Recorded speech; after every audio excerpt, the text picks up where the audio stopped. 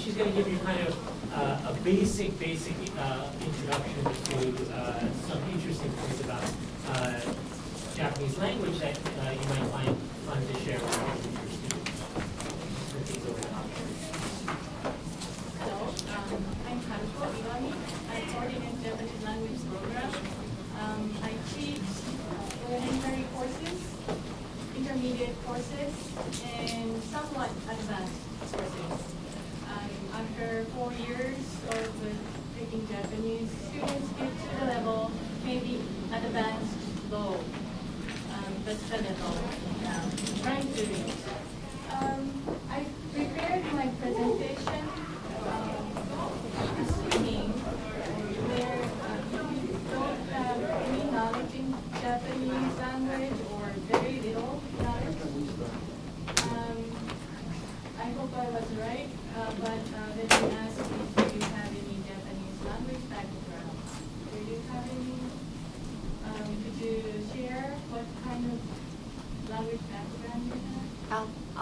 I was an exchange student in Fukushima Prefecture a long time ago, and I studied Japanese in college, and I just then much later got my teaching certification in Japanese, and I'm teaching first and second year Japanese students in the high school, but I would not say that I'm fluent at all. I am trying to get students started and then send them to you.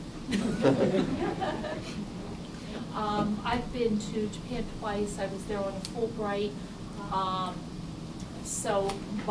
And I teach some basic phrases to students in my Asian arts and culture class. So quite frankly, I'm not very fluent. What level do you teach? I teach high school. High school. Yes. I was prior fluency, but it's been 20 years since I've been to Japan. Okay, otherwise you don't know Japanese, all right. Yes. So I'm introducing the language basically to the people who have no knowledge. But please do interrupt and share the experiences you had, funny episodes or whatever. While you had some interesting experiences while you were learning Japanese, please share your stories. I'm a language teacher, so this session, I'm going to try to make it interactive. I'll show you some Japanese letters. First 5 letters. Okay. This is a.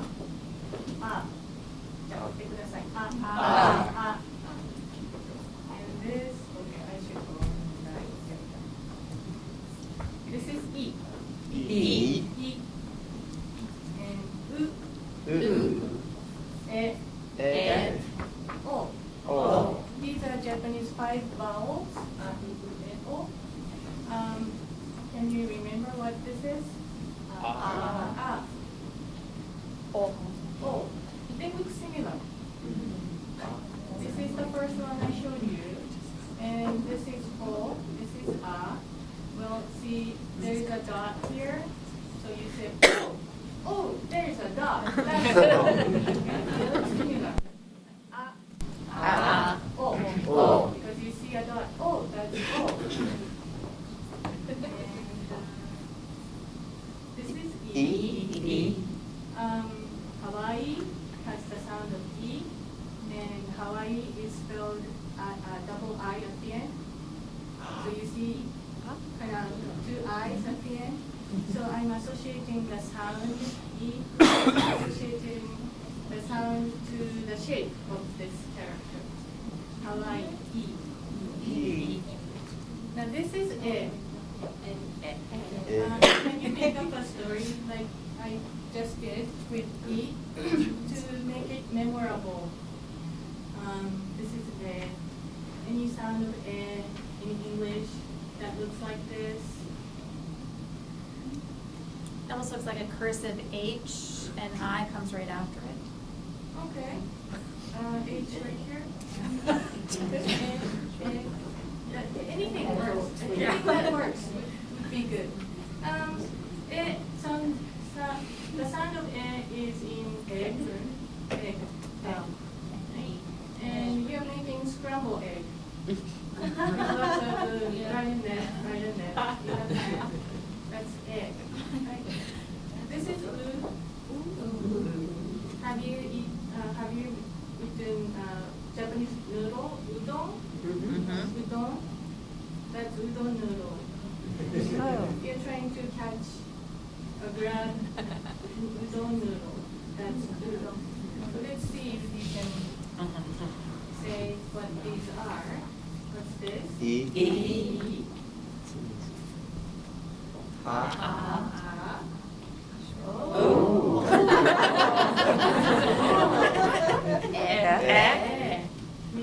Scrambling eggs. We don't know. Great.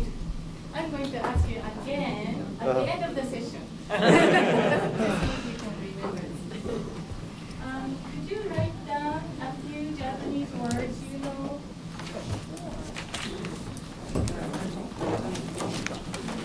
First few words that come up to your mind. Sayonara.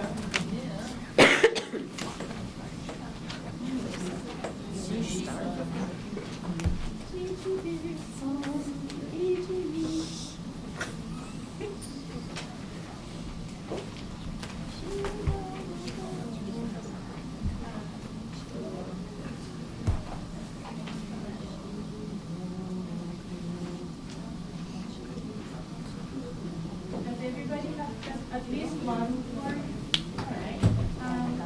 Will you share your word? Me? With the rest of Me? the group? Yes. Konnichiwa? Konnichiwa.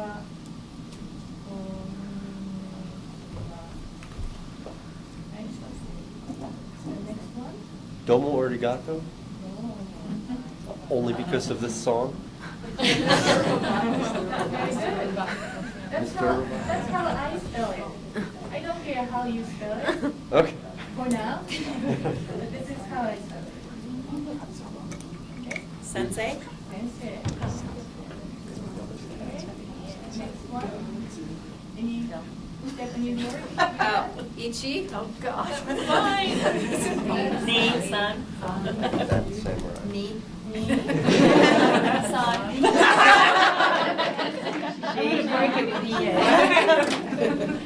Ie.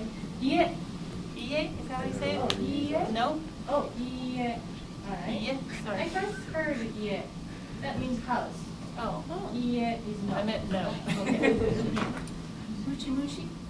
What is it? Mushi mushi? Mushi mushi. Moshi moshi. Did you say moshi moshi? Okay.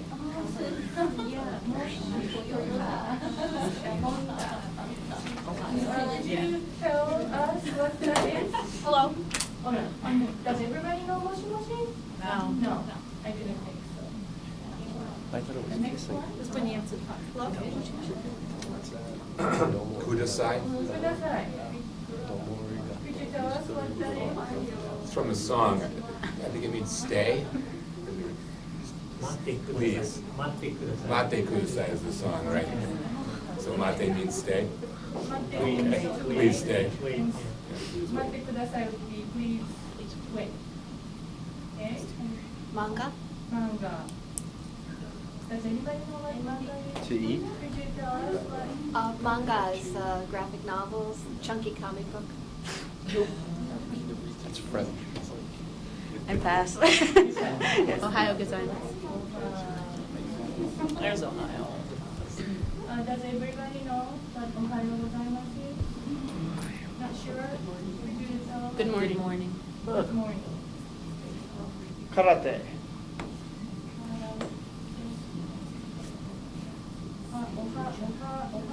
Ohio. Did I spell it? We would. Karate. I assume everybody knows karate. I like the variety of the words like that. Right.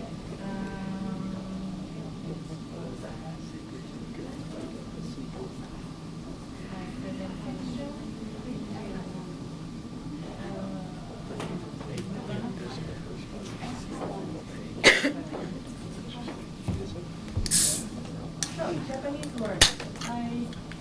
with a few words.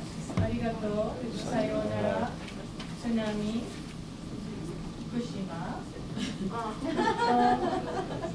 including place name here. Teriyaki, karaoke, jujitsu. And have you heard of these? All right. In the morning, in the questionnaire, I asked a question. How many different kinds of characters does Japanese writing system use? Who had no idea? Who said one kind of character? Japanese. Did you write Yeah. questionnaire? Yep. The question was, how many different kinds of characters does Japanese writing system use? Who said one? Who said two? Who said three? And more than three? All right. I think three is correct, and more than three is correct. Good. This is an example sentence I found in the internet. By looking at this, how many characters, how many kinds of characters do you see? Four. Well, if you're counting numbers, 1, 2. Well, Actually, there 5. are Three numbers. more difficult ones here, complicated one, and right here, and looking a little simpler right here, and these look a little rounded, right? And we have punctuation. This is sorry, what happened? Okay, this is equivalent of comma. This is the equivalent of period, and you see Roman letters. So we do use Chinese characters. There are about 2,000. Well, there are more, but school kids learn about 2,000 Chinese characters. It takes them 12 years to learn those 2,000 characters.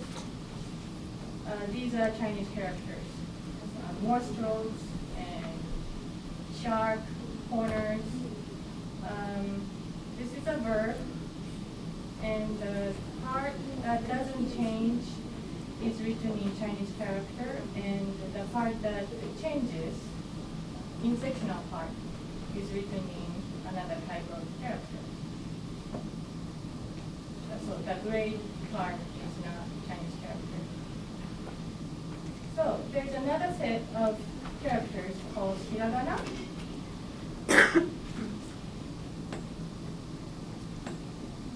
These are hiragana, more rounded, simpler looking letters.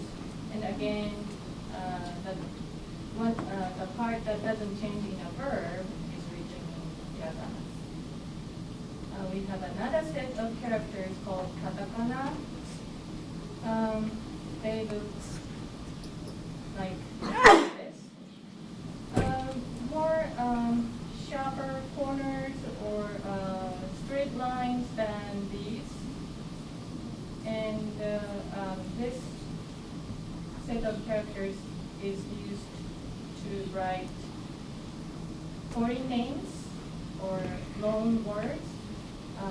Like these, it says idol group. That means popular. It's a band, popular group of popular singers. Idol group is from group, and it says tour here. That is tour. Basically, the example sentence here said. This means, the sentence means, it became too known that the band named AKB48 will resume their tour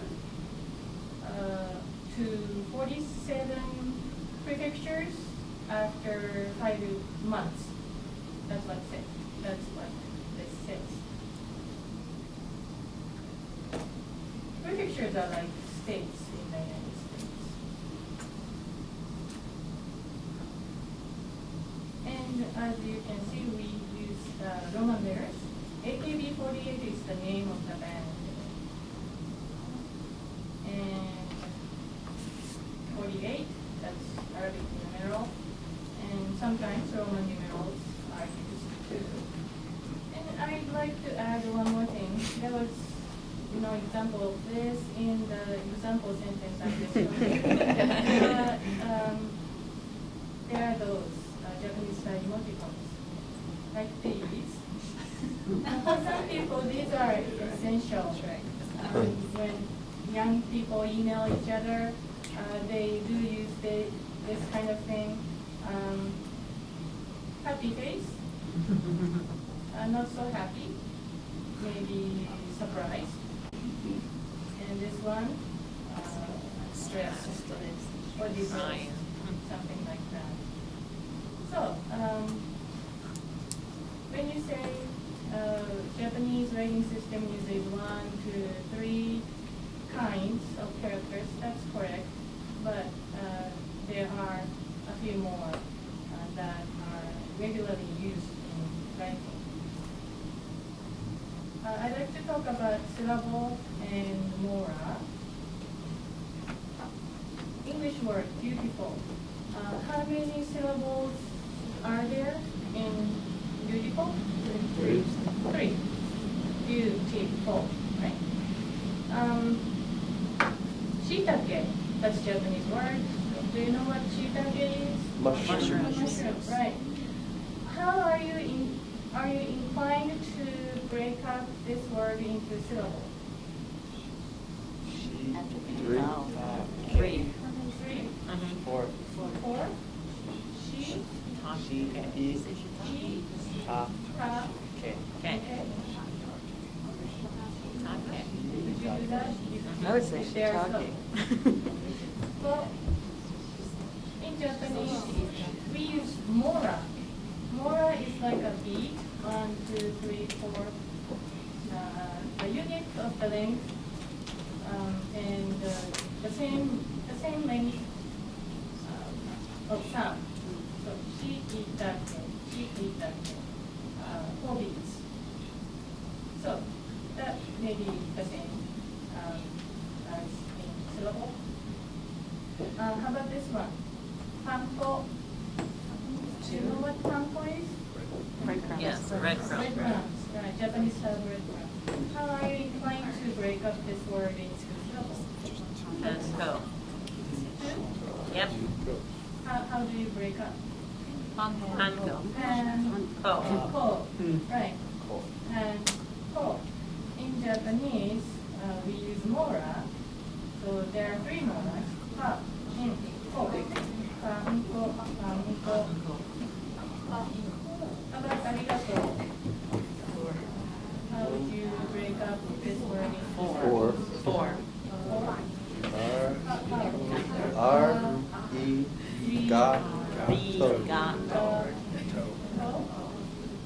That's the same in mora. So it's not so different. Actually, No, it's an extra O at the end. is more. If mora is a quarter note in music, then ko is a half note. So it should sound like this. Arigato. Arigato. To is twice as long. Arigato. So how many moras are there? 5. 5.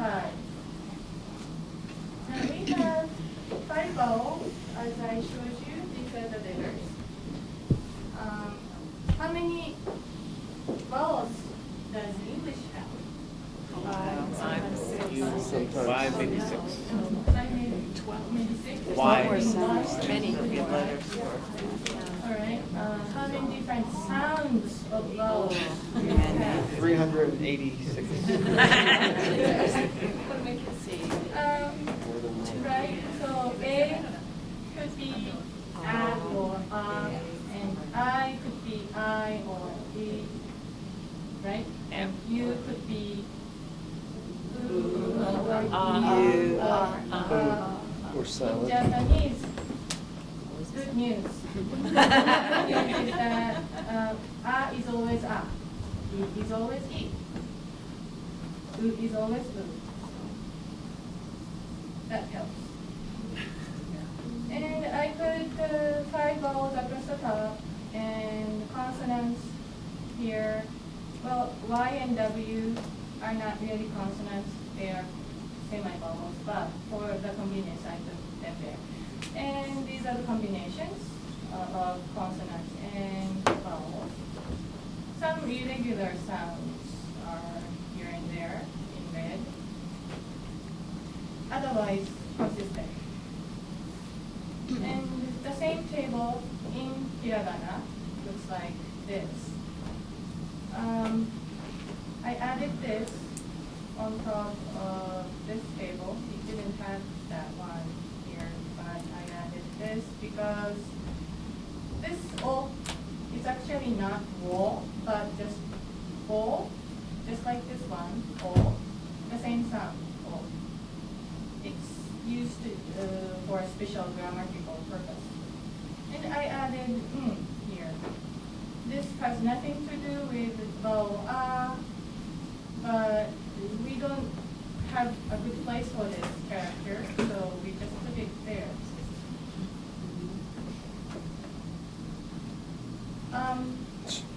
So that character, right here, I have to talk about it more. When it's written in romanization, it's just N, but it's not N. Sometimes it's N sound.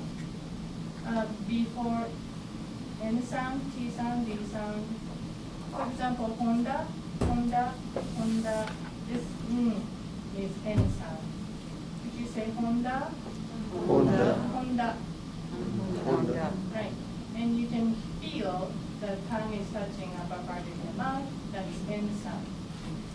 For this character, it's sometimes M sound before M, P, or D. For example, campu. It's camp. Long words. We borrow the camp and say campu. And it's spelled in romanization N here, but the pronunciation is M with campu. Before K, G, sound, this character is pronounced as So, for example, Nihongo that is Japanese language, Nihongo. And before G sound, this is Nihongo. And there's yet another sound for this character. It's a nasal vowel, which means you open your mouth and try to say ah or or e or e, but it's nasal, so it sounds like this nasal sound. Before a vowel or these consonants, and at the end of an utterance. For example, panya. As you saw in panko, pan means bread, and panya ya means store here. So it's a bakery, store of bread. It's a bakery. Panya. When you say panya, I'm not saying M sound here. Panya. It's just sound. Okay, could you repeat after me? Honda. Camp. Nihongo.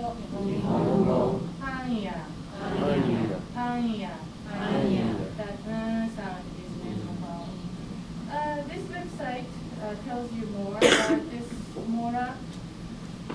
I think it's written well, but I disagree with one thing they say. They say just use N sound. no matter what. That would be easier. Because Japanese people don't know that they are making different sounds. That's true. I didn't know that has 4 different sounds until I started to teach Japanese. That's because Japanese people know when to say what in what words, what sound should be made before they use sound. Just like bank in English. Bank, there is N sound, letter N in bank, but you don't say N sound there. You don't say bank. You don't say bank, but you say bank, bank. So it's not N sound, although the letter is N.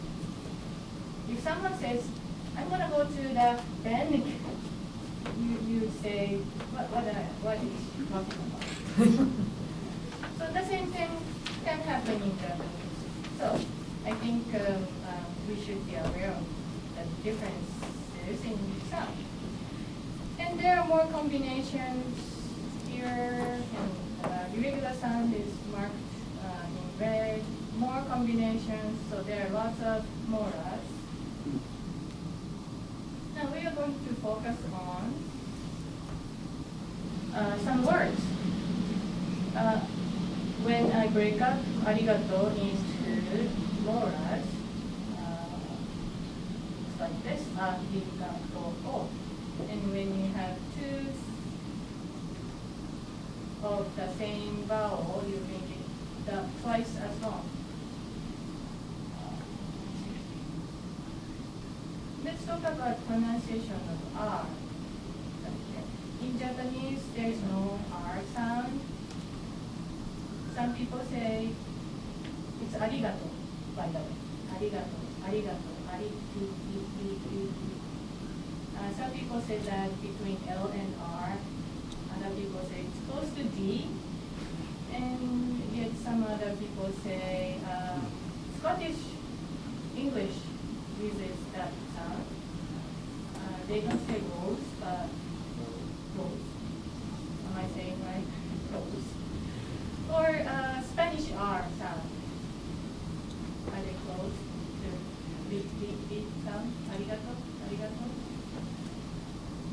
Actually, there is this sound in English here in the United States too.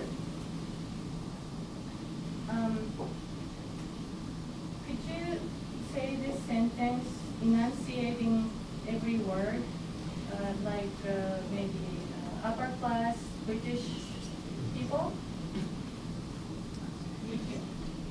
Yes.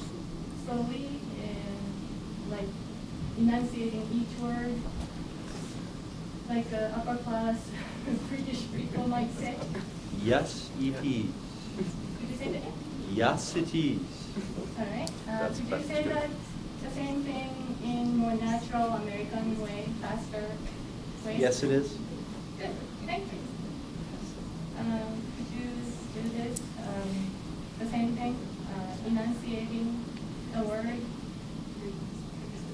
Wedding, and more Wedding. natural American way. wedding, Thank you. And Stacy, number 3, please. See you later. Good. And more natural American way. See you later. Thank you. Number 4, the gentleman in blue shirt. I wrote a letter. And more natural American way. I wrote a letter. Thank you. So, yes, it is. Wedding, later, later. When you say those words in more natural way, American way, you get this sound. And in phonetic symbol, it's written like this, and it's called flap. But American people are using this sound, so you can say it. More about arigato. Pitch accent and stress accent. This is English.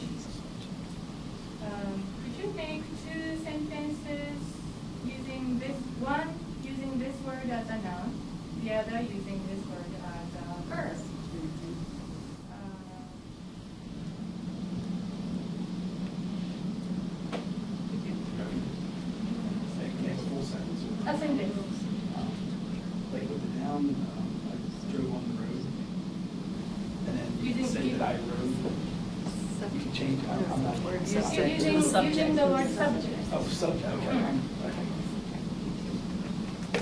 My The subject subject, is subjected to scrutiny or something. is a noun or verb? She said that. She was the subject of the story?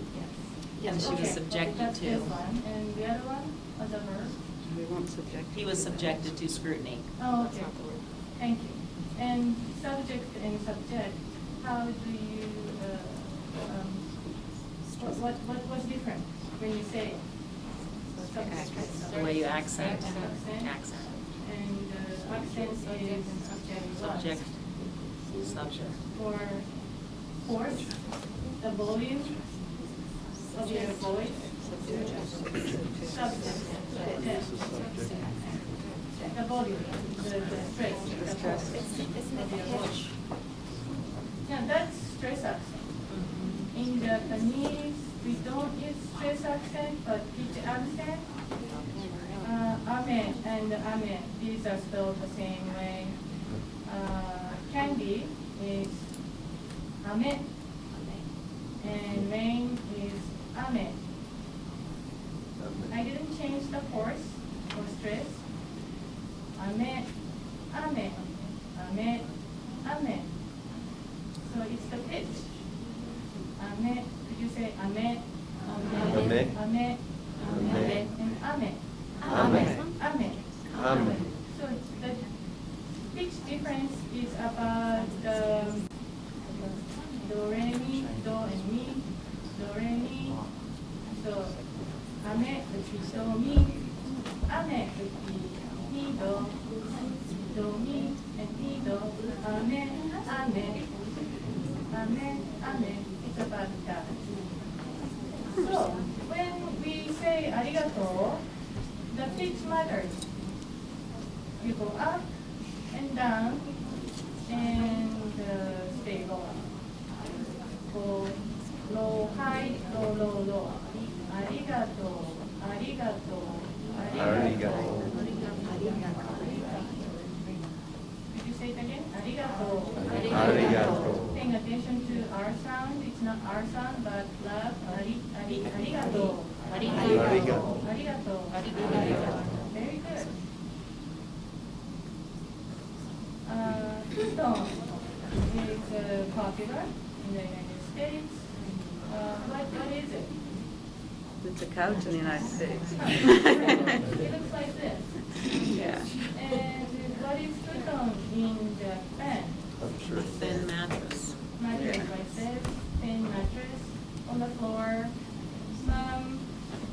On the hard floor, I recommend you use another padding underneath. It's not very comfortable. And that can be stored away, folding 2 or 3 like this, and we can put them in the closet. So we don't use futon as furniture. Now, breaking up futon into moras.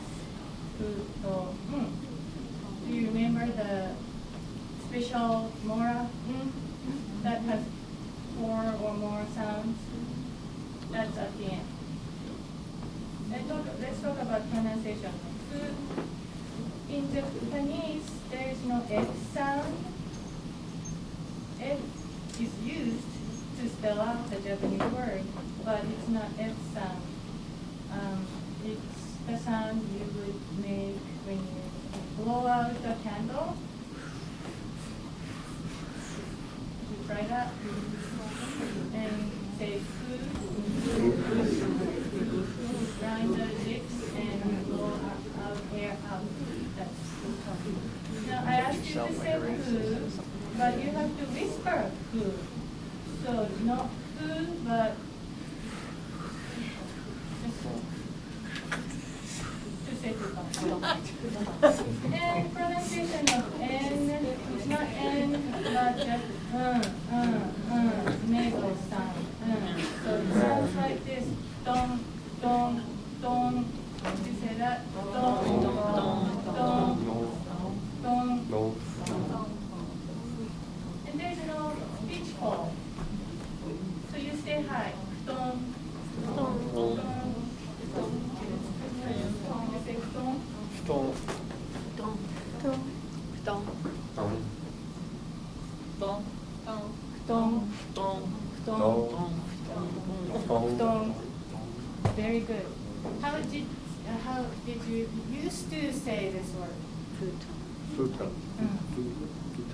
Now you say Futon.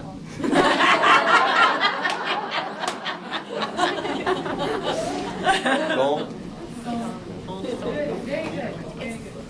It's like a sound effect. We're bouncing something back and forth. Dong, dong, dong, dong. Right. Fukushima. Jesse gave a presentation, so you know where or what Fukushima is. Same thing, breaking up the word into moras. Pay attention to fu sound, and you have to whisper fu. So it's and there is a pitch fall after fu. Fukushima. Fukushima. Fukushima. Repeat after me. Fukushima. Fukushima. Fukushima. Fukushima. Fukushima. Fukushima. Now you don't say Fukushima. That's what you used to say. Tsunami, big tidal wave after earthquake, separating then Mora tsunami. Pronunciation of tsu.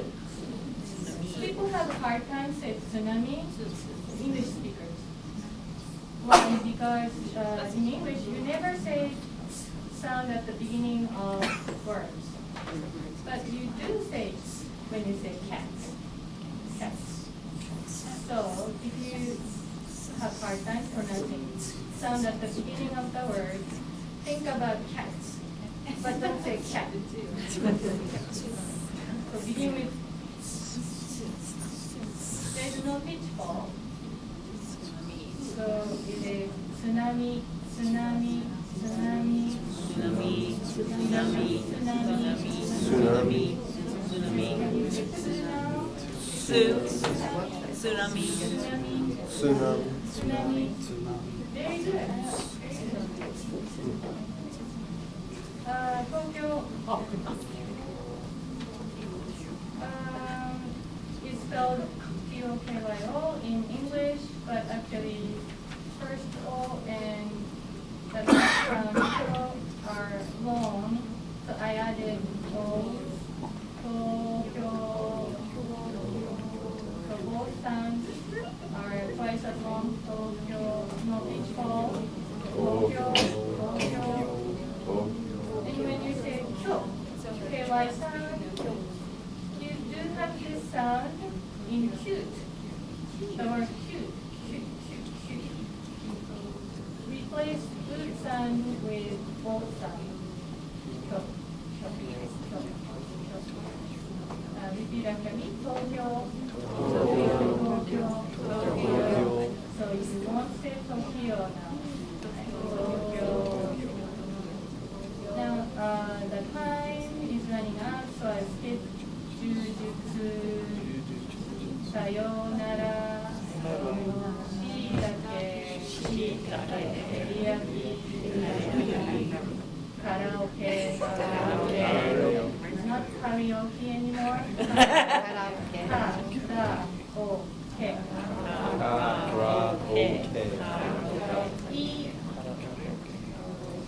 Letter E, that's E, right?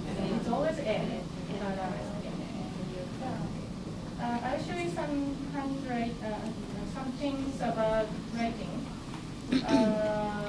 On the left, it's computer font, graphic font. On the right, it's my handwriting. So when you teach your children writing,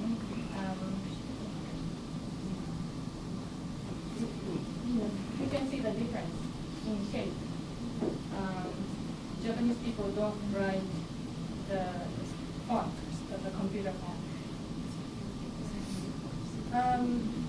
If you use a calligraphy brush, it would look like this on the left.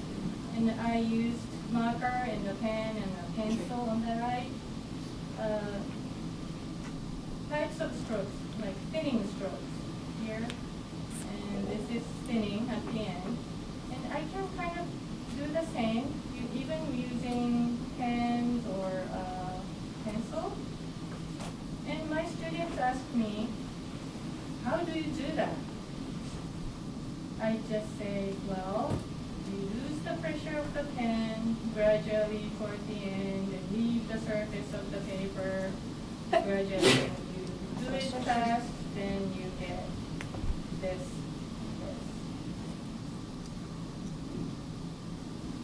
Because all grade school kids in Japan practice that way when native speakers of Japanese see the strokes that don't have this thinning. Well, this is not thinning, but this is thinning. This is firm stuff. Well, we want to see, Japanese people want to see the thinning strokes. And stroke order matters. I give 3 reasons to my students, but they ignore them. They ignore stroke order. My daughter goes to a Japanese school and she learns how to write Chinese characters. But I give her reasons, but she doesn't agree with me. So I'll just skip this one. Mnemonics. Just like I did at the beginning, kawaii or egg or O. There's a dot, that's O. Some sort of stories help memorize characters. Like this is chi, cheerleader, su, cat's tail, te, table. Tsunami is written like this. This is Mincho font, computer font. This is my handwriting. I'd like you to walk out of the room with one sample of writing in Japanese. So could you write tsunami with 3 or 2? So there's no fancy beginning like the computer font like this. You don't have to make it fancy, but you have to make it thin at the end. So start this, firm start, and go like this. Thinning at the end. I'll do it again, like that. That's 2. And now, you don't need those fancy beginnings like computer font. You just go like that, and like that, and then put this on the right upper corner, and this in the middle. I'll do that again, like this, and in the middle.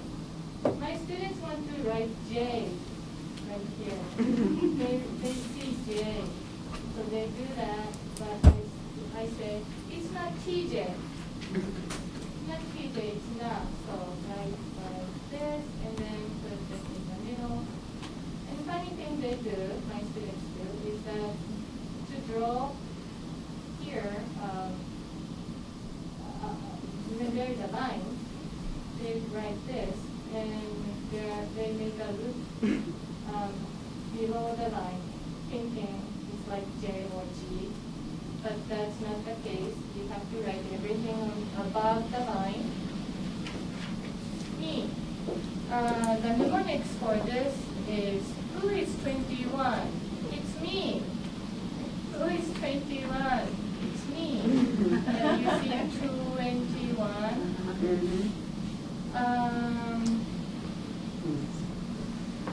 But it's pointed, cornered.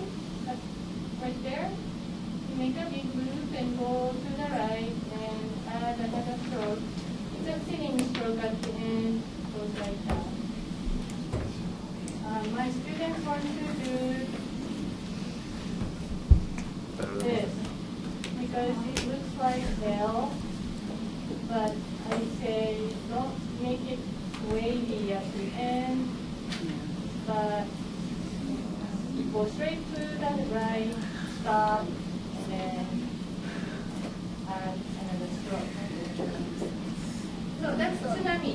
So you have just one word written in Japanese to take home. I hope to do a little more, but that looks like that's fine. Arigato, thank you.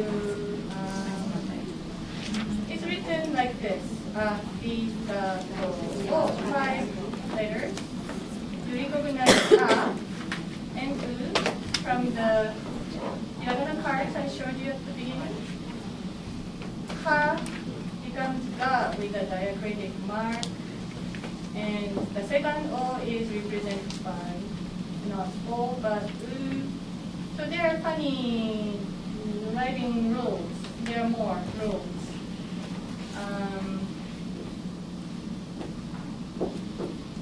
I'd like to advertise our program.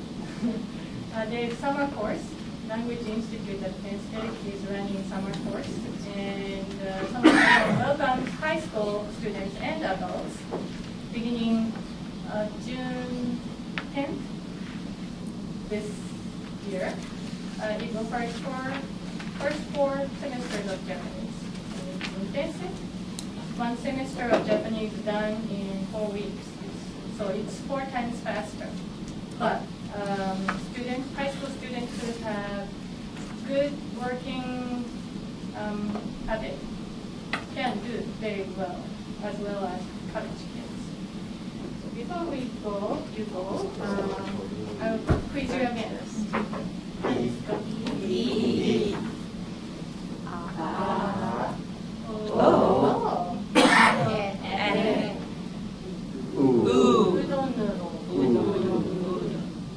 Very good. So you can read 5 letters and take 1 word home.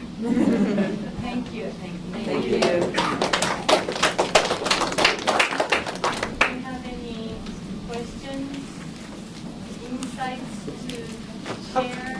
How come the computer doesn't, how come they make the letters different if the people write them? Well, Like you write them, you don't make them as bold or as round, circular? there is a font called textbook font. There are lots of fonts, right?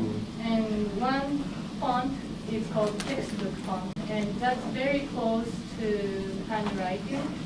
So my textbook is that font. But even so, there are little difference between handwriting and computer font. And when I explain to my students, I show just fonts in English. You know, Roman times New Roman. When you write I, it looks like this.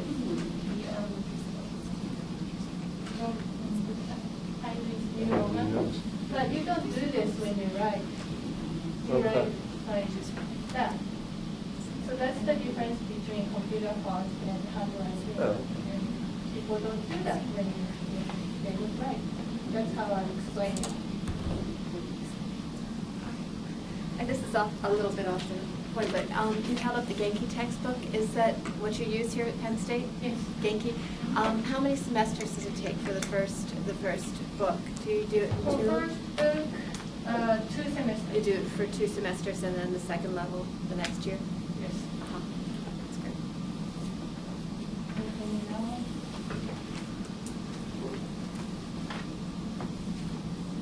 All right. Sounds good. Thank you. Thank you.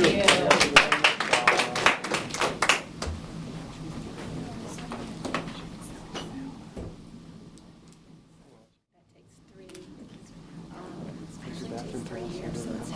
So I hope there'll be some. No, to do the one Use for book. this in the classroom. I think this may be a more direct kind of translation into some of the younger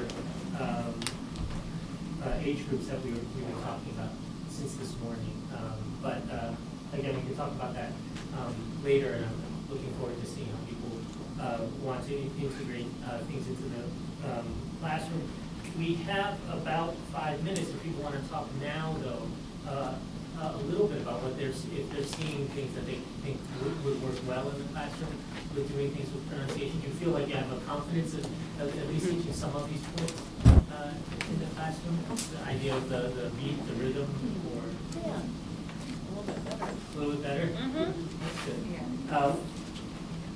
Anything here that seems a little puzzling, or you need clarification on, if you wanted to think about bringing this into the classroom?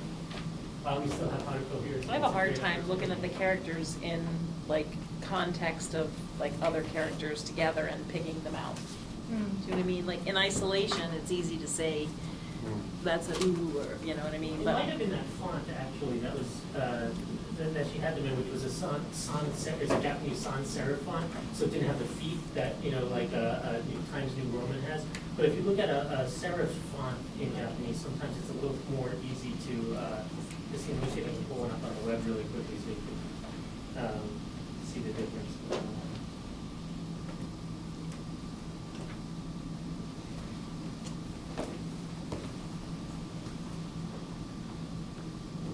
Well, while you're doing that, if I could just bring up an issue that occurred to me. A lot of times, if I am using a Japanese name in my classes or a place name, I just kind of say, sometimes I take trouble to say it Fukushima, so like, this is the way the newscasters say it, this is the way. But a lot of times, especially when I'm talking about a historical figure, I just say it like Japanese style. And my students get very confused because they didn't say it that way in their head when they were reading, when they were preparing for class that day, or if it's something famous, they don't know of it that way. And so, I think on the one hand, it's great you can say, but your students aren't going to know what you're talking about. And so that's kind of a problem. Like, in order to get them to understand, initially at least, you have to kind of say it wrong, but then is that doing your students a disservice? Or if it's an American culture, do you have to just say it American style, right? I don't have, that's kind of like a quandary for me. What do you guys think about that? How would you approach that in if you're teaching a subject about Japan and you're not teaching Japanese language? I think you do a disservice if you teach them the wrong way. I think you need to teach it the correct way. Even if it's harder for them to follow along, they need to learn it correctly. I would maybe think it's nice to introduce a new word that you're coming to, like when you're teaching a child to read, and it might be helpful to just have the words and just say them for the students before you come to it in your speech.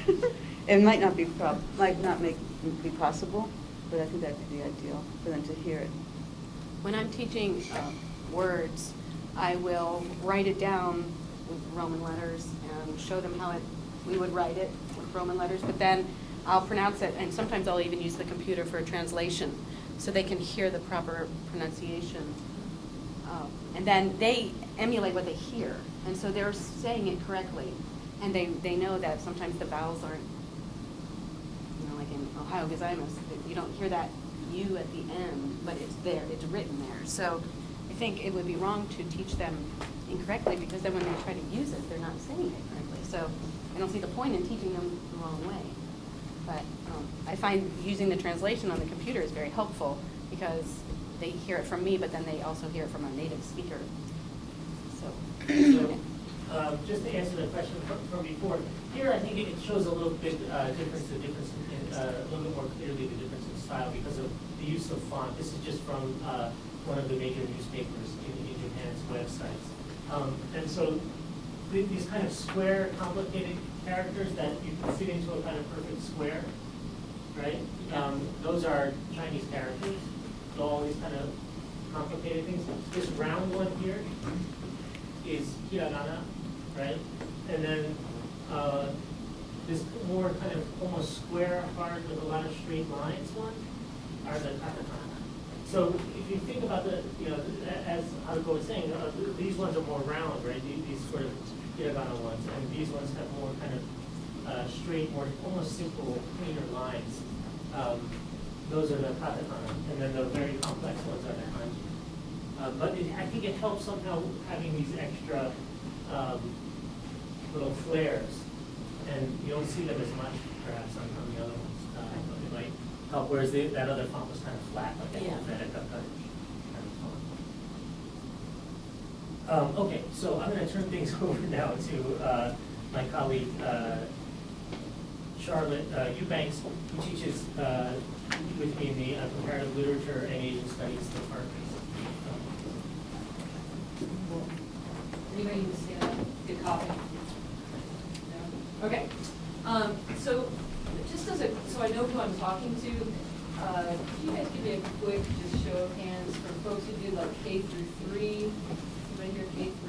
Okay. And 4 to 6, 7 to 9, 10 to 12. Okay. So really complete. All right. Fair enough.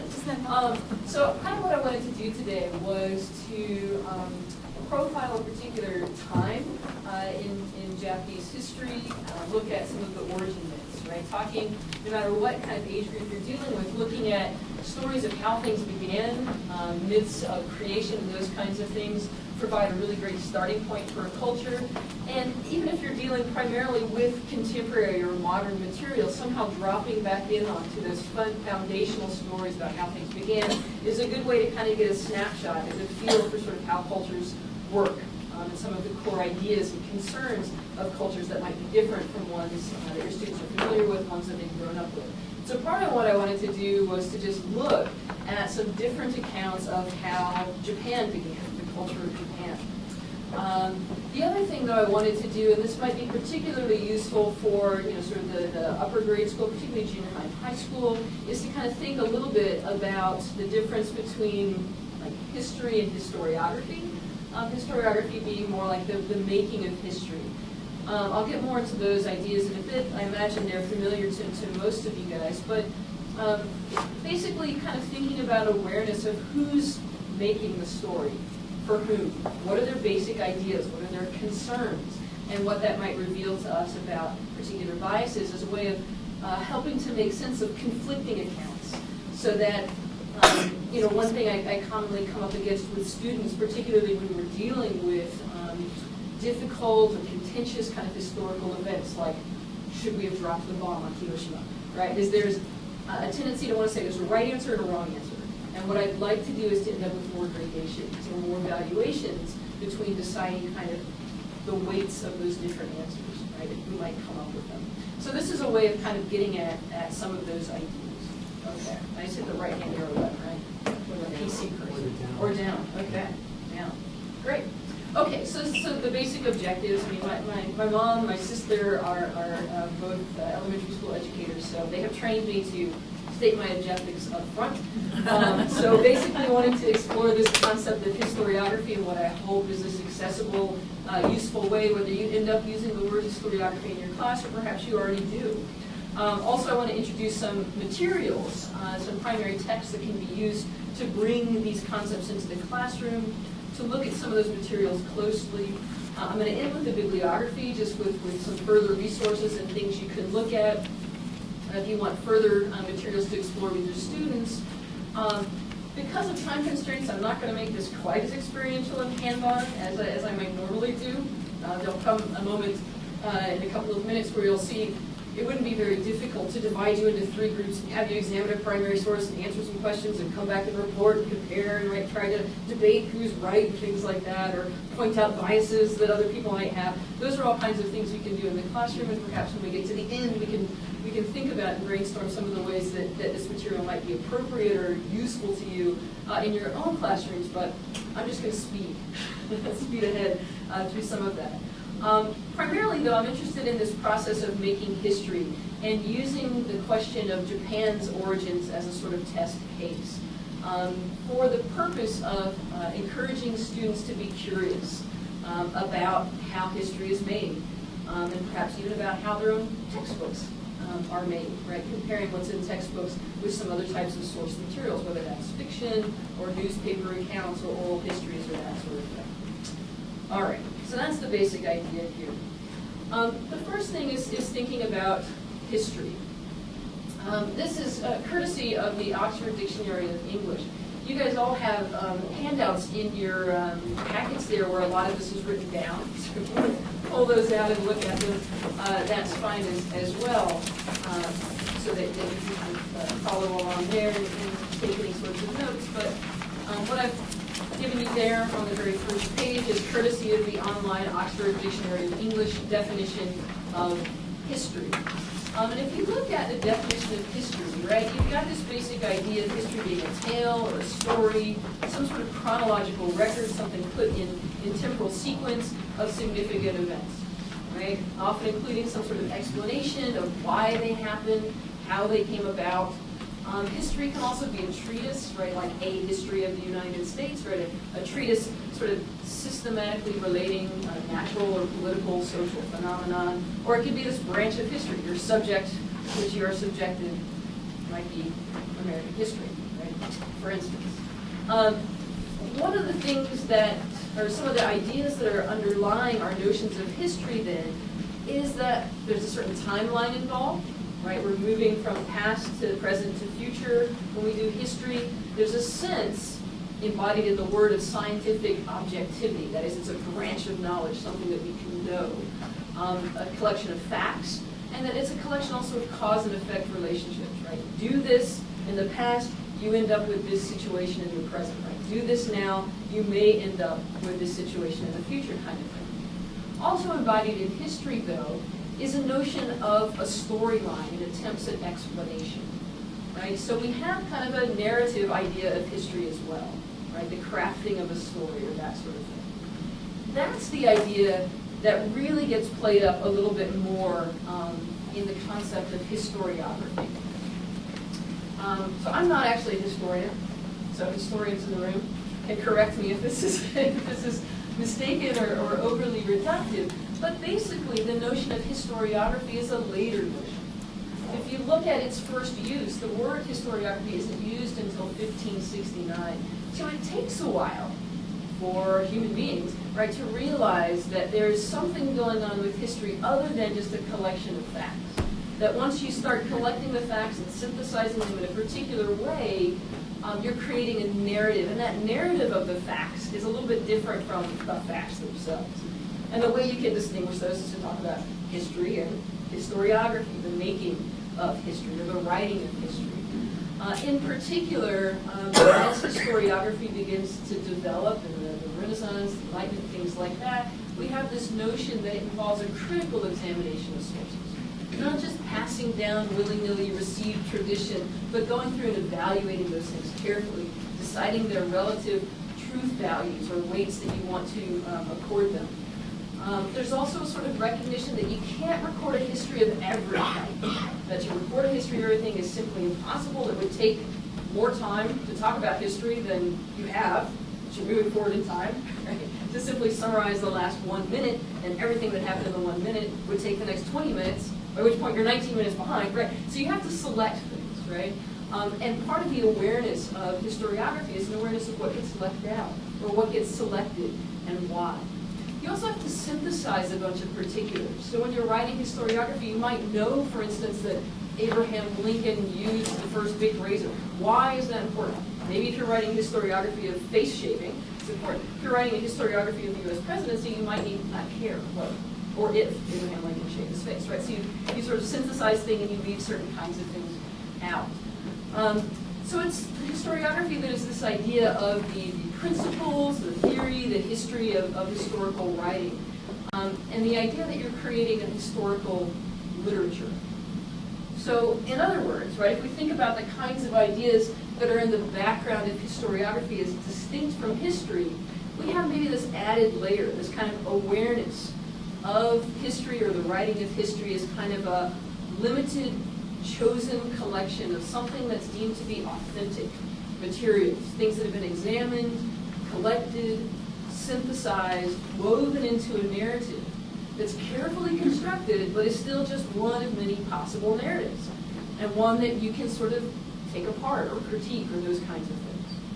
So let's look at the maps then, just really quickly here, the maps that I showed you.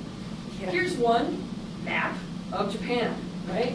Well, once we get back to the beginnings, we'll realize that Japan is a complicated concept, but here we have a pretty straightforward world atlas. Here it is, here's Japan, right?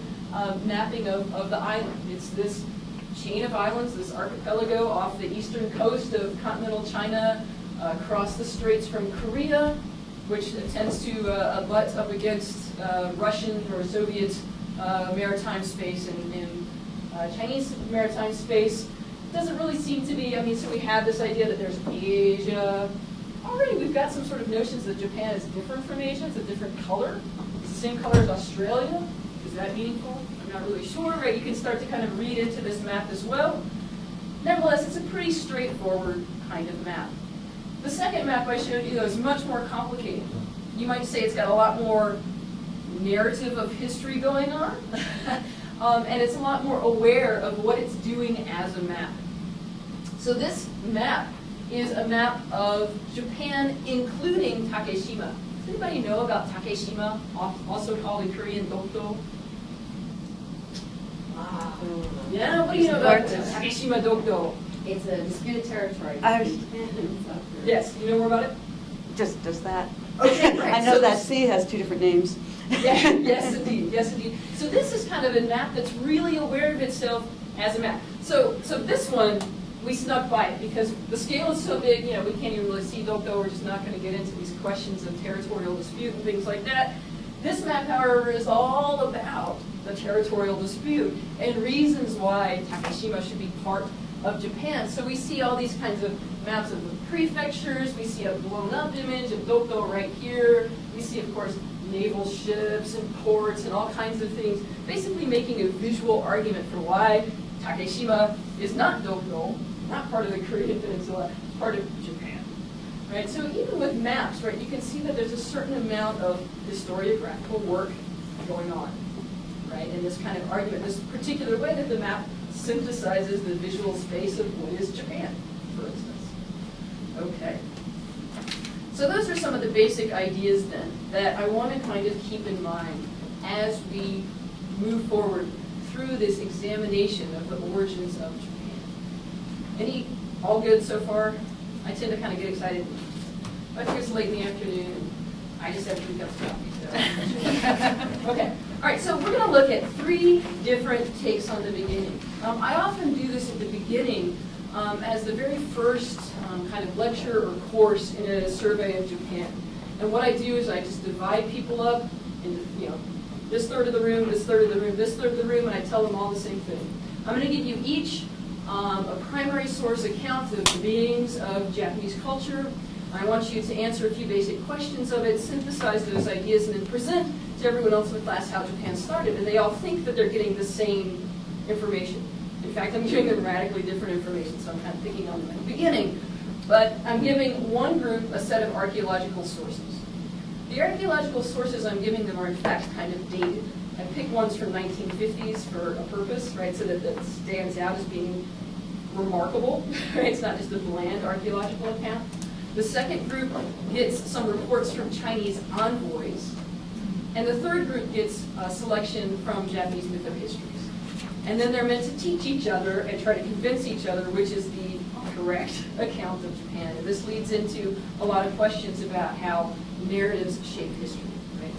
So the questions I ask them to keep in mind are things like these. These are also in your handout as well. But right, who's making or recording the history? So first thing you got to do is you got to scan through your source, look for proper names, look for who this person is, look for what his or her position is, right? It's going to be a really different thing if you're a Western trained archaeologist in 1955, or if you're a servant of the court who's been tasked with by the Empress of making a history of Japan, right? I mean, those are very different positions to occupy. I want students to think about things like the voice of the recorder. Are they mystical? Like, Japan's beginnings are back in the golden age of the gods, right? I mean, like, is it that kind of tone? Is it inquisitive? Like, we're not really sure how Japan began or where the first Japanese people came from, right? Is it authoritative, right? You know as a fact that blah, blah, blah. Is it annoyed? Sometimes that happens. Reverent. I mean, all sorts of things like that are important to evaluating what this source is doing and how it's framing itself. Another thing that I ask you to think about is what's important for the recorders to record. Again, right, one of the awarenesses of historiography is we can't say everything, right? I can even try to describe this room, and it might be important in some ways to note how many people are men, how many people are women, who teaches what grades. It's probably less important to note who's wearing green, right? But so we're leaving out certain kinds of information. One of the things I want students to think about is what information seems to be really important, and what information seems to be left out. What seems to be something that the recorder is really interested in? What seems to be something that the recorder is just kind of trying to gloss over, brush under the carpet, or kind of ignore, right, those kinds of things. Looking at those basic questions then helps students begin to get a sense of basic kinds of cultural assumptions that are happening, that these concentrations of interest might reveal. And it might also, or it does also help students evaluate some of the ways in which those assumptions might be affecting the way that the recorder is not only recording history, but interpreting history, or arranging history, right? So those kinds of things. And the idea is to move from a really basic kind of question, right? Who's making or recording the history? That involves searching for a name, generally, right? To questions that are more complex, right? So that you work through some of these earlier queries. Who's making the history? What's the relationship to the voice that they have and things like that? To thinking about cultural biases and beginning to kind of, if you're familiar with Bloom's taxonomy, right? Start to synthesize some of these basic observations. Okay, so I won't play that trick on you and have some of you look at the archaeology and some of you look at the envoys and some of you look at the mytho-history. We'll just all look at them together. The first one that I'll preview for us here is the archaeological record. These are excerpts, again, they're in your handout, taken from a 1955 article published in the Far Eastern Quarterly by Richard Beardsley called Japan Before History, a survey of the archaeological record. I won't tell you anything more about what's happening, who Beardsley is, why it might be important he's an archaeologist, why 1955, or any of that sort of thing. What I want to do is just read you a few paragraphs of this and to see what you notice, right? Considering those questions that we're going to have in mind. Who's writing, what are the biases, what's important, what's left out, those kinds of things. So you can follow along in your handout, or you can follow along up here, whichever you would like to do. There will be a pop quiz. I will ask you at the end for your own input, so you might want to sort of take notes in the margins or circle things that you think are revealing or important. But basically, here's the kind of thing that we have. In the late 19th and early 20th centuries, two Americans, E.S. Morse and N.G. Monroe, did much to open Japanese eyes to dirt archaeology as one of the historical tools for elucidating Japan's past. Thereafter, Japanese researchers published some English or German summaries on Japan's ancient remains, and for a few decades, Westerners wrote with much interest of new discoveries concerning Jomon, Yayoi, and occasionally tomb cultures. I'll talk about those words in a minute. But Western interest was short-lived, and Japanese archaeology went out of fashion in Western journals.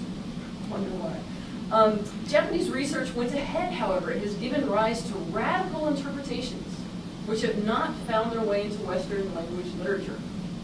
My purpose here is to present briefly a review of the period prior to the first flourishing of Buddhism in Japan, and to offer some suggestions toward fitting these findings into the larger picture of Asiatic cultural development. The question of racial and cultural identification is not simple.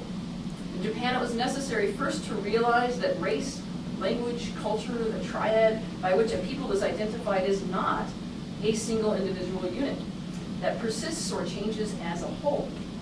Cultural diffusion, for example, may displace certain elements or the entirety of a cultural tradition without any accompanying shift of population or language. Racial identification as such has become a special concern for physical anthropologists who have found that the Jomon populations were quite variable. New questions of considerably wider significance to culture history and to culture theory have now been asked and require much broader views for their answers. How unified was the culture of Japan at any particular point? How were the transitions accomplished from one culture type to the next? How closely was Japan tied to the continent, to what part of the continent at different prehistoric times? What are prehistoric relations to the center of civilization in China? By what steps did economic and social development occur? How do all of these match with the march of civilization in other parts of the world? Tell us now. Okay. Remains of the Jomon peoples, there's 2 more screens, have been found in almost 1,000 shell mounds. Sorry, that's a typo, not mounds, shell mounds, as well as other sites scattered without notable exception in every region of Japan. Their culture was not at the level of those of the Neolithic period in the culture centers of the world, except that they had pottery making and the art of shaping stone tools by grinding and polishing instead of merely chipping. The Jomon peoples had no cultivated crops and no domestic animals except the dog, no loom weaving of textiles, and only the simplest of carpentry, and so on and so forth. We then have a paragraph about food resources, and we have a paragraph about dwellings, how dwellings vary in shape from region to region, emerging a general pattern, a picture of which I'll show you in a moment. And then we have a paragraph about burial practices. Very near the houses and within the settlement area were the graves of the dead, who were buried simply in individual pits, limbs flexed, by placing the graves near the home to protect the body from molestation by animals, for instance. The survivors seem to have shown some concern for the dead, but they rarely put offerings other than ochre with the corpses, and set up no permanent markers. What do you guys notice about this as an act of history making? Thinking about some of the questions that we have at the beginning here. Who's making the history? Someone from the outside. Someone from the outside? Western trained archaeologist? Okay. How would you describe this voice that this Western trained archaeologist has about the making of the account of how Japan lived? What's that, kind of looking down on them? Right, yeah. Very They weren't the center of civilization. They weren't quite up to par with the other Neolithic cultures. Just very factual, like bing, bing, bing. Okay, straightforward, or at least pretends to be very straightforward. Here's a fact, here's a fact, here's a fact.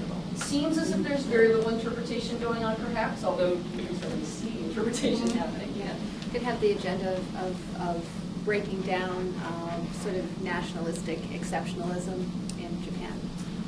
In 1955 Japan? Yeah. Wonder why. Or in the occupation, yeah. Yes, yes. Okay, so we have this sort of a little bit of interpretation going in the background, massaging this idea of like, 10 years ago, archaeology in Japan was being used to really support kind of a notion of national, racial, ethnic, cultural purity and superiority. Let's maybe try to eat away at that discourse a little bit, right, in this archaeological. Anything else you guys see happening? I think it usually takes about half an hour of discussion to get to this point. I will say with students, but yes. Just the one sentence, however rich the local food resources, they had to spend a large portion of their time merely gathering food. I mean, that can't be more looking down on. Okay. Why weren't they farmers yet, Exactly. So we're talking about all the way back to hunter-gatherer Japan. And we're talking about racial variance, ethnic variance, right? Even though we've got a certain kind of similarity of things like housing styles, and here are some illustrations, not from this article, but from the Met Museum.org, which has nice free images you can pull up with them. So here you have your basic kind of reconstructions of what houses look like here. The article is trying to say that even though we find these houses more or less built along the similar pattern up and down the Japanese archipelago, when we look at things like bones and so forth, and tattooing and things, we can see that there are actually distinct cultures going on here. There's a lot more variance than perhaps 1940s Japanese archaeology would have us believe. We look at pottery, right, things like that, basic kind of Venus of Willendorf kind of fertility, pottery type of stuff going on. Good, so going all the way back to the beginnings, yeah. Weren't the Inu the actual native Japanese? Ainu Ainu who still survive to a certain extent up in the northern island of Hokkaido, up for grabs. Question is up for grabs. Some other illustrations like the ones in the article, we have the next stage of culture, the Yayoi period mentioned here. Houses looking a little bit different, pottery a little bit more advanced, metalworking technology coming in from the continent. The article goes on to really make an argument that civilization came to Japan from the Chinese continent by way of Korea. Not a popular idea in the 1930s and 40s. We look also at the Tune period towards the ends of the article, talking about this kind of big centralization effort. Similar comparisons are drawn to like the pyramids in Egypt and other big public works projects.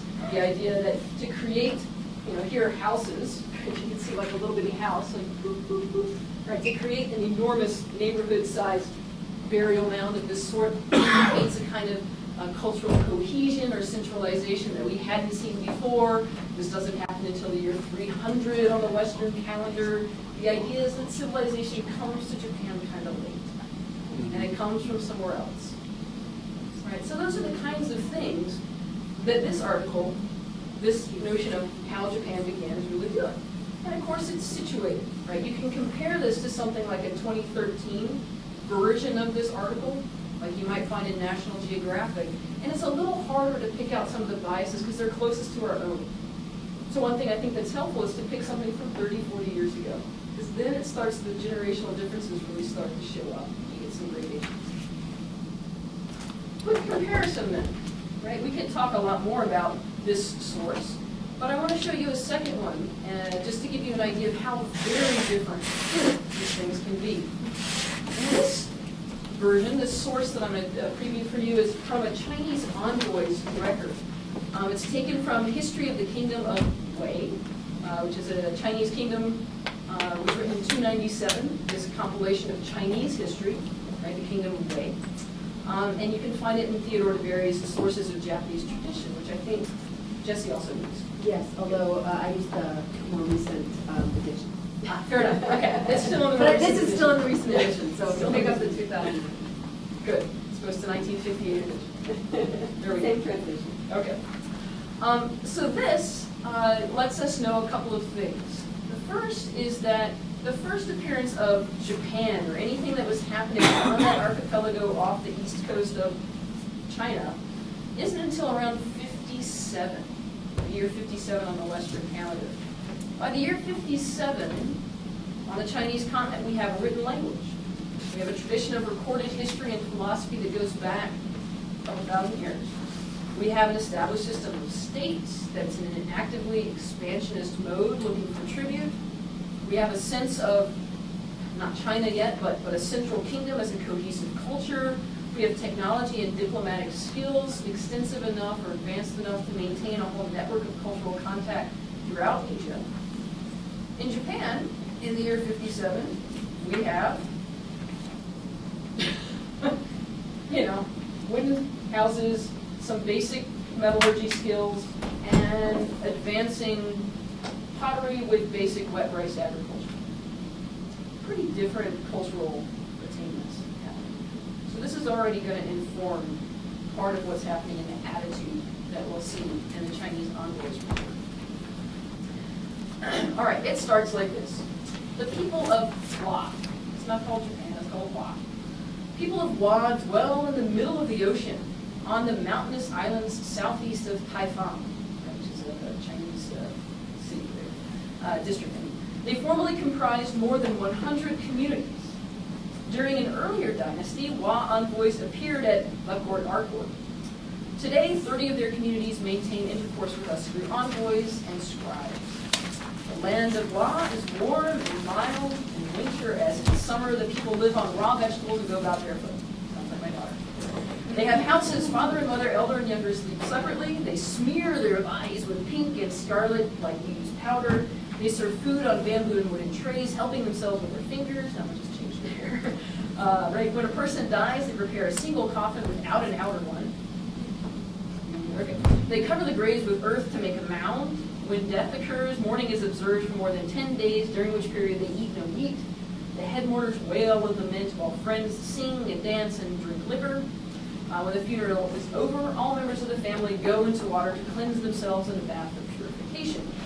When they go on voyages across the sea to visit China, they always select a man who does not comb his hair, does not rid himself of fleas, lets his clothing get as dirty as it will, does not eat meat, and does not lie with women, like anyone. This man behaves like a mourner and is known as the mourning keeper. When the voyage meets with good fortune, they all lavish on him slaves and other valuables. In case there is disease or some mishap, they kill him, saying that he wasn't scrupulous in keeping the taboos. Whenever they undertake an enterprise or a journey and a discussion arises, they make bones and divine in order to tell whether fortune will be good or bad. This is something that had been happening in China as well. And then they describe that a little bit. In their meetings and in their deportment, there's no distinction between father and son or men and women. They're fond of liquor in their worship. Men of importance simply clap their hands instead of kneeling or bowing. The people live long, some live 100, others enjoy 80 or 90 years. Ordinarily, men of importance have 4 or 5 wives, lesser ones 2 or 3. Women are not loose in morals or jealous, thank goodness. In case of violation of the law, the light offender loses his wife and children by confiscation. Grave offender has his family wiped out. Taxes are collected. The country formerly had a man as a ruler, but for some 70 or 80 years after that, there were disturbances and warfare, and then the people agreed on a woman for their ruler. Her name was Pimiko, or sometimes Himiko. She occupied herself with magic, sorcery, bewitching the people. Though mature in age, she remained unmarried. She had a younger brother who assisted her in ruling the country. After she became the ruler, there were few who saw her. She had 1,000 women as attendants, but only one man. He served her food and drink and acted as a medium of communication. She resided in a palace surrounded by towers and stockades with armed guards in a constant state of vigilance. In the 6th month of the year of Qingchu, this 238, the Queen of Wa sent the grandee, Nashinomi, and others to visit the coast of our country, where they requested permission to proceed to the emperor's court with tribute. When Pimiko passed away, a great mound was raised, more than 100 paces in diameter. Over 100 male and female attendants followed her to the grave. Then a king was placed on the throne, but the people wouldn't obey him. Assassination and murder followed. 1,000 people slain. A relative of Pimiko named Iyo, girl of 13, was made queen, and order was restored. Cheng, the Chinese ambassador, issued a proclamation to the effect that Iyo was the ruler. Then Iyo sent a delegation under the grandee Yazaku to accompany Cheng home to China. Delegation visits, and they bring 5,000 white gems, 2 pieces of card jade, 20 pieces of brocade with variegated designs, and a bunch of male and female slaves.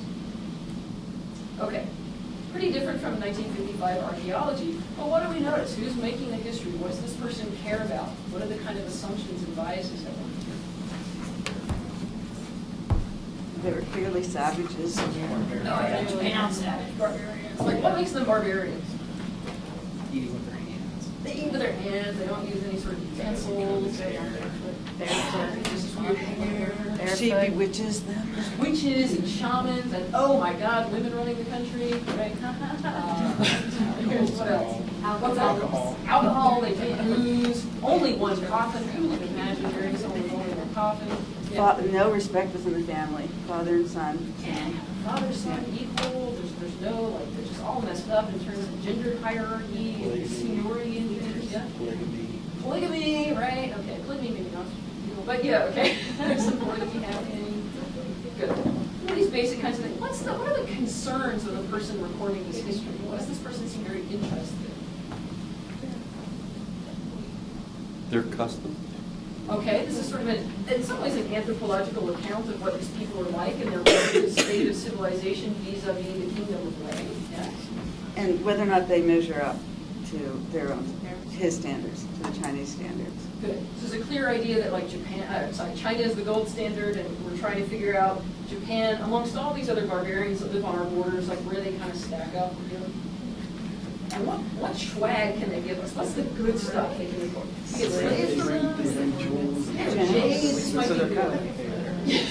So we're talking about trade or tribute or those kinds of things. We're talking about basic sort of economic types of things. Clear sense in which, you know, Cheng has to step in and say, Iyo rules your country, right? I mean, this sounds like what happens in sort of civil wars in places in the third world today, right, where we advert to the UN or somebody to try to sort of decide Karzai, something like that. Okay. They give and don't take like the other barbarians and surround them. Good, exactly.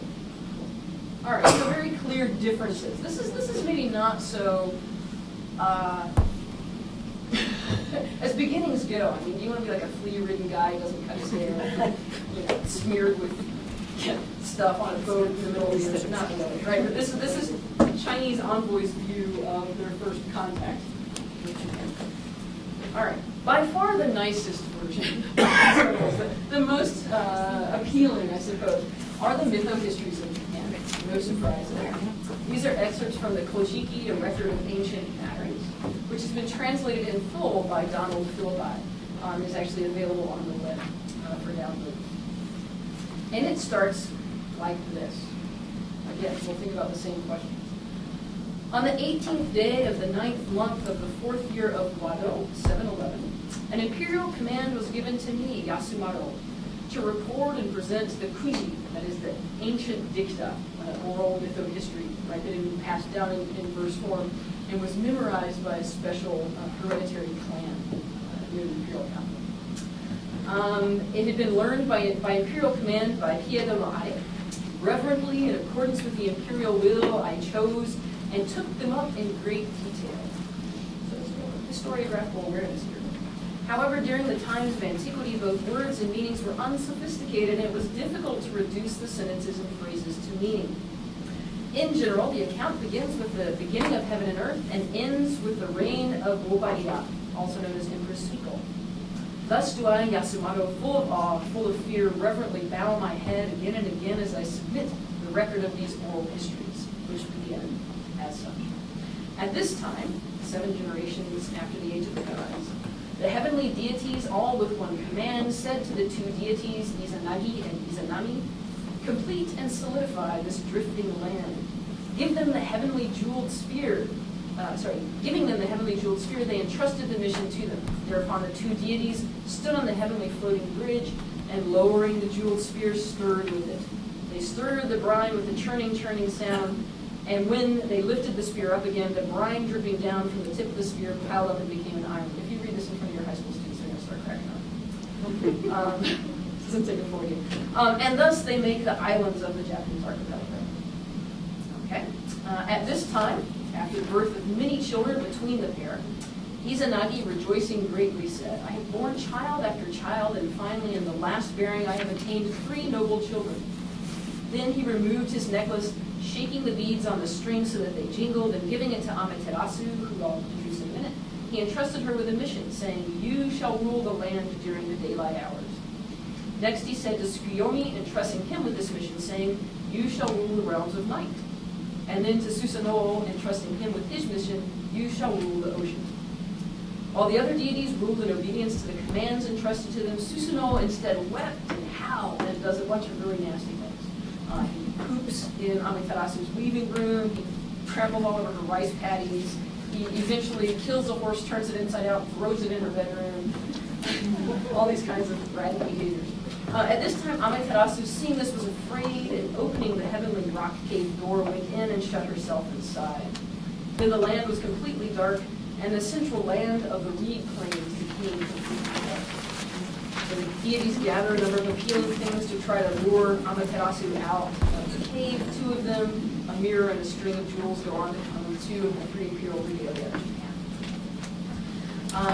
Tarakara stood concealed behind the door to the cave while Uzume bound up her sleeves with a cord of the heavenly Kikage vine, tied around her head a headband of heavenly Masaki vine, bound together bundles of sasa leaves to hold in her hands, and overturning a bucket before the heavenly rock cave door, stamped resoundingly on it. Then she became divinely possessed, exposed her breasts, and pushed down her skirt band to a gentle and that's going to get somebody out of here. Then all the 800 myriad deities laughed at once, and Amaterasu, thinking this strange, opened a crack in the rock cave door and called within. Because I shut myself in, I thought the land would be dark. But why is it that Uzume is singing and dancing and all the deities are laughing?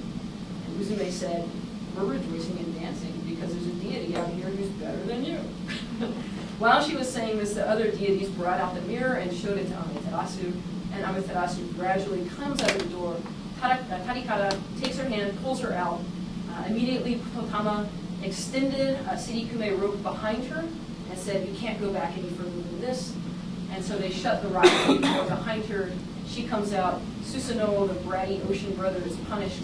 Eventually he goes on to slay a dragon, he finds a sword in his tail and presents it as a conciliatory offering. It goes on to become the third imperial Indian. And all those are passed down to Empress Suiko, who has ordered the creation of this history. Okay, so what do we notice here? Some differences, right? Who's writing it? What kind of tone have we got? What's important for this person? He wants to please the queen he's writing for. Yeah, he bows down reverently with awe and fear and trembling, like, oh my gosh, I hope this version of the history is okay. It starts out with lots of riches and jewels and just, you know, a sense of richness as opposed to the other accounts that were less. Yeah, we're not talking about hunter-gatherer, forager types. We're not talking about taboo-ridden people who smear themselves with red paint, right? We're talking about people descended from the Greeks, right? Who create heaven and earth. This is better in terms of origin grid scale. That's what you notice in terms of what's being paid a special attention to, maybe what's being glossed over. I don't know, it's more fantastic or fantasy, or not maybe it's truth to them, but less truth than us. Okay, yeah, I mean, there's heavy revision going on here. There's an oral tradition that's been passed down, and there's an awareness on the part of the guy who's creating the written history. He's having to do some revision. Some of those revisions are not maybe being mentioned, but there's some sort of questions that hang out there, like, why did it take him so long to produce the 3 noble children? What were those first kids like, right? They're like, why is everybody getting along with the storm god? What's his deal? Right? Yeah.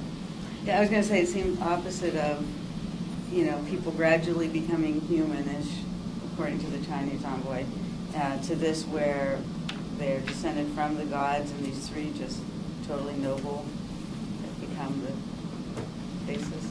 Yeah, okay, so we're talking about an imperial family or a royal family with divine lineage and those kinds of things. So there's no like cultural improvement over time. We're just maintaining our cultural origins with the gods. There's no connection to the mainland. There's nothing about China. Mainland, right? Yeah. There's Yeah. the central reed plant. The whole earth, so much as we know it, is just this big churning ocean, and these gods come down with this jeweled spear and dip it in, and the very first thing they create is Japan. In fact, you can still walk and you can stand, not quite, on the first piece of land created by the gods. You can't get quite into it. You can get close. It's a long haul. Good. Center of the world as opposed to periphery. There's a lot of differences going on here. There's some clear biases too. One of the things, if you have your students think about it long enough, is they do a lot of thinking about this storm god. What's his beef? Why is he angry? Why is he so mad at the sun goddess? You might have students sort of thinking about, we have a sun goddess coming out of a cave and shining her rays benevolently across all of the world. This starts to look like the Japanese Imperial Navy flag, right, with the rays of the sun coming out, right? So you might get some sort of connections there to contemporary history. You can continue to kind of dig into this kind of account. And one of the things that I think is really helpful by presenting 3 very dissonant accounts kind of all at once and having students teach each other the beginnings, they get really invested in like their beginning is right. And having them talk to each other and try to convince each other that different accounts might have different virtues, different insights, different things to glean, right, provides a sort of awareness of the multivalence of history in the way that history gets made. It makes for a really interesting reading chapter 1 of the history book of Japan after we've done that, right? Thinking about what's the situatedness of 2013, the United States textbook producers, in beginning a story of Japan, you know, with the story of Hiroshima, honestly, usually. So the idea then is to encourage students through activities like this one to treat history really inquisitively rather than passively, as something that they're active parts in making. To think about primary documents as something that they can read, that they can get into, that they can examine with a critical and informed eye. To think not only about the content of what they're reading, but to take a step back and to think about who's making it, when and where and why, for who, and those kinds of things. And to also make connections, or start to draw connections between different historical events and different accounts of those events. So really engaging with history is this kind of creative process. There's a few ways that you could obviously extend these sorts of things beyond just the beginnings of Japan, although that's my favorite thing. All right, contradictory accounts of more recent events. Right? Once you've done something like this and it's so far away in time and in space, this becomes then, when I teach something like the Enola Gay exhibit at the end of the semester, I say, remember what we did on day one, right? Maintain that general mental stance as we look at these kinds of materials. And let's think about them before we get all up in arms about which is right and which is wrong. Right, introducing historical accounts and then asking students to come back and research how that account was made, for whom, right, those kinds of things. Looking at old magazines and newspapers is great. This is a fantastic and really fun research event where you can say, like, go look at National Geographic from 1872 and see what they had to say about Japan. It's like the cutting edge knowledge, what we knew about Japan. Sometimes it's kind of laughable, kind of funny, right? And it encourages a sort of, I guess, lighthearted approach to history making and a more curious one. Looking at how historical accounts take root in pop culture is another way of doing this. Thinking about differences between artistic and scholarly versions of the same account or same event. And then looking at primary documents, maybe before you look at standard historical or historiographical accounts, historiographical, to see what students themselves make of those documents.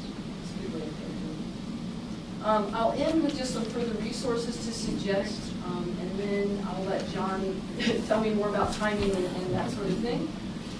There are a couple of books that have come out very, very recently. One in 2009 and one in 2012, which is the most up-to-date academic thinking on Japanese origins. This guy, Amino Yoshiko, has come up with a book, Rethinking Japanese History, that has set off a huge debate in the Japanese news, right, about how Japan began. Sumare Massimo has gone and looked at a bunch of these Chinese envoys, chronicles, and histories and kind of compared them to one another. He provides the original texts and translations and thoughts on the translations and things like that. So you can get more into what Chinese, or what people in what we now think is China, thought when they first encountered Japan and how those thoughts changed over the course of 6 or 7 diplomatic missions. You've got different versions of the Kojiki events as well. So the events that I read you about, the dipping the heavenly jeweled spear into the ocean and storing the stuff like that, there's that account. Not very long after that account, the Nihongi was also commissioned by the Japanese court. It's got a slightly different version of those same events, but still state mandated and okay. Then we've got this kind of minority report, the Izumo Fudoki, which has also been completely translated and happens to be a gazetteer, that's what Fudoki means, composed for the clan whose chief deity was the storm god. So if you want sort of an interesting way to read some of the stuff from the imperial history against the grain, this is a really nice one. An introduction to it is really good. You can look also for contemporary archaeological accounts. I've just put 2 of them up here. Nikkei Weekly is a really nice English language newspaper that's often available online, and you can come up with short accounts of these kinds of things. So we've got 1994 special issues going back and looking at Japan's origins and accounts of Japan's origins. And then we've got these 2 ideas for teaching historiography. One is specific to Japan, and one is more general, talking about Western Reconstruction after the Civil War. But again, ideas for how to teach historiography. That's it.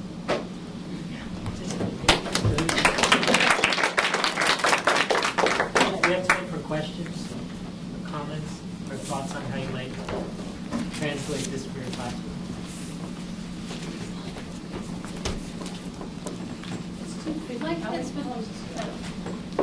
We have until 3. Until 3. Yeah. Okay. And then we'll have a break. My kids, knowing that I was coming here, asked me to ask this question. The jewel and the sword and the spear thing. Were they real, and does the royal family still have any of them? Were they real? Yeah, well, there were some free objects handed down, right? yeah, There was a that's what I sword, meant. Did they a really mirror. have something physical that they had? Is what they were. Yeah, so there were three things handed down, at least according to accounts, right? So there was a mirror, a polished bronze mirror, right, which probably would have, if it really existed, or if it does really exist, I don't know, seen it, would have come, from this kind of basic metallurgical technology imported via the Korean peninsula from China. So it would have stemmed from that general time period. There's lots of mirrors around from this general time period. They were used in all kinds of, usually placating storm gods and placating other deities and those kinds of things. So it's not unthinkable that would have existed. This is the one that was shown to Amaterasu to get him caught. Now that, and the last time he ended an eclipse by showing a mirror, right, more darky. The second one is this set of jewels, right, these jewels, kind of beads or whatever. We find those all over Japan as well. They're called nagatama. You find them especially around these tomb kinds of things. It's definitely not beyond the pale to think that some kind of special version of that was handed down. Swords as well, again, basic metallurgy. Passed down, not unusual. That one was apparently lost. That was an account that one was lost. 1185, right? There was a. They were wondering if maybe there was somewhere enshrined, facsimiles thereof. Yeah. So far as I know, the two, and maybe you guys can correct me, more modern people, the sword, sorry, not the sword, the mirror and the jeweled necklace continue to be passed down, and the sword continues to be lost. So that was my sense, but I'm not confident on that. This is what sixth graders think of. Yeah, yeah. No, my students have asked me the same thing, and I always forget to go look it up later. Yeah. I mean, I'm trying to remember, I think at some point in the 30s, there was sort of hinted around or brooded about that like a sword had been recovered or something, but I don't.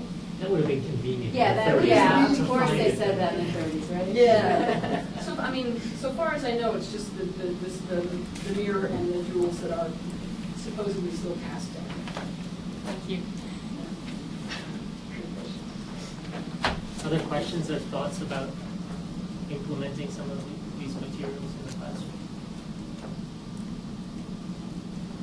Yeah, I was just going to say, it's interesting when we talk to students about technology awareness and being careful about the internet and what you read and whether or not it's true or not and so forth. And so what you've shared has been great in thinking about historians, because oftentimes there is that assumption that textbooks are right and everything's. And so it's nice and refreshing to hear that, to also be able to share that with students and to have a critical eye, like what you were saying, now more than ever with so much information everywhere and from different writers. So. That's a potentially really good angle too, is to ask students to think about some of the problems of getting information from new media, like Wikipedia or something like that, and then to point back to resources like this and to point out continuities in that type of information management or mismanagement. Oh, we do something similar with Christopher Columbus, I was thinking too, of the different perspectives, and it's kind of nice to see from what perspective are you coming from and how you can really understand that perspective. And yeah, and having students rewrite history from a different point of view, right. Those kinds of activities. Right. There's a really nice site too about called Plymouth, PLIMOTH, which looks at historical pieces, and the kids can get a sense there. Yeah, one of the things I find that not only sort of doing something from so long ago and then moving to more recent things is that also examining the stories of how Japan was created is not something that there's a high emotional filter for our students with, but examining, the first Thanksgiving or something, there might be much higher filter. And so to do something like this first and then, look at something from the Civil War or look at something from American history, it becomes, I think it lowers anxiety levels and sharpens skills before you get to that. Or challenging their assumptions as much. Yeah. Because they don't have them. It's kind of vested. They're like swords from whatever. Yeah. Sword god. Well, we train kids so often that there's a right answer, and it's nice to know that, you know, this inquiry approach and this constantly questioning and discussing it and coming up with opinions about things and testing it out is okay and encouraged, and it's done in history. But again, that used to always be the place where there was an answer of how things, you know, work. Yeah, one of the things that I had this really fantastic junior high school teacher for history, and she had us create our own society. And then she had us write the origin story of our own society, but she secretly gave us different points of view to create, and I ended up being exiled. Mine was the minority report, and I thought I was writing it for a scholarly committee. In fact, I had to turn it into the king, and the king got mad at me. And exiled. But I mean, it was kind of a fun exercise, right, to see the different ways in which not only the person writing the history, the materials that should be as available, but also the person in charge of deciding whether it's right or not. The institutional setting of history making. We should wrap it there.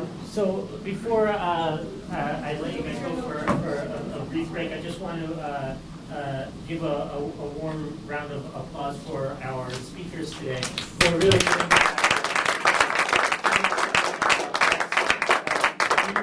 we went on summer break as of last week, and they've all hung around for this workshop and are really helping out above and beyond the call of duty. So I really want to thank all of them for helping us out. So we're going to break until 3:30. I'll put some cookies out we have, and then we'll reconvene and discuss the impact grants, and I'll have you fill out that post-workshop evaluation. And there's one other evaluation form in your folder from the Center for Global Studies, which I asked that you fill out. You can fill them out now over break, or you can fill them out when we get back. But I'll also present about the impact grants. Is there any way we can like move it up a little bit? Yeah, we can move it up to 3:15. You want to do that? Yeah, Sure. I'm going to give you 15 minutes to... Yeah, that'd be great. Stretch your legs and stuff. Okay. There's also April took a head count this morning if people wanted to join for dinner. But if you didn't give April your name this morning, please do come up and let me know so we can call ahead to the meeting line and put your name. Thanks. Were we supposed to ask about Oh, yes. Yeah. Sean, do you know about parking? Oh, yeah. One of our emails said parking That's right. validation. How many of you have parking